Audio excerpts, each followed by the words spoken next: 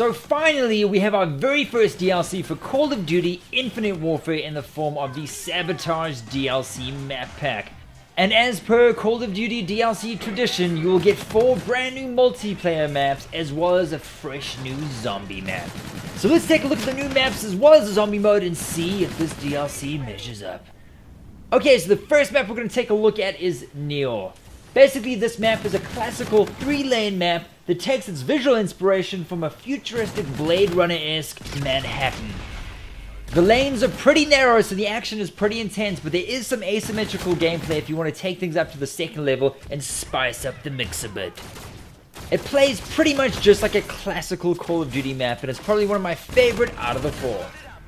Next up, and it's actually a simulation map called Neon. The entire map plays as if you're in a virtual simulation, and it's extremely small, so intense action awaits. There's plenty of walls, so expect to do a lot of running. In fact, it's very reminiscent of maps you would have played in Titanfall. The only thing I didn't like about this map is being a simulation map, objects would appear and disappear out of thin air, which I found kind of irritating because you'd have to change up your strategy at the last minute. Otherwise, not a bad map.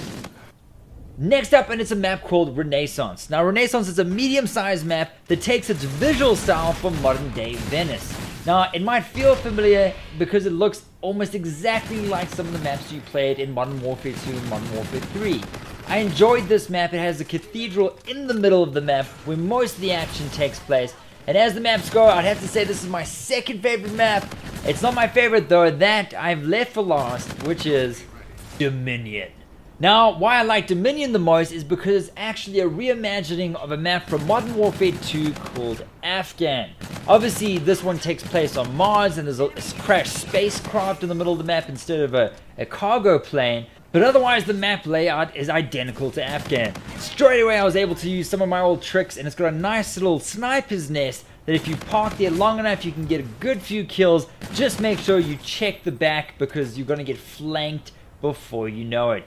And that's all the 4 maps. Like I said, Dominion, without a doubt, my favorite of the 4. They're very, very strong maps in total, but my favorite thing about the DLC has to be the new zombie mode. The latest zombie mode actually takes place in the 90s instead of the 80s, and it takes place at a rave in the middle of a massive redwood forest. The lanes are a lot tighter than they were in Zombies in Spaceland, so it's definitely a more difficult map to master. But that's not to say that it's not a hell's load of fun. I really enjoyed the setting, and I love all the little 90s cues as well as the amazing 90s soundtrack. Also, this time the celebrity cameo is none other than Kevin Smith, who you might recognize as Silent Bob from the movie Clerks.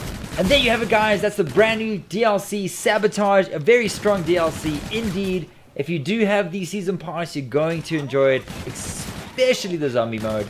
And until next time, take it easy.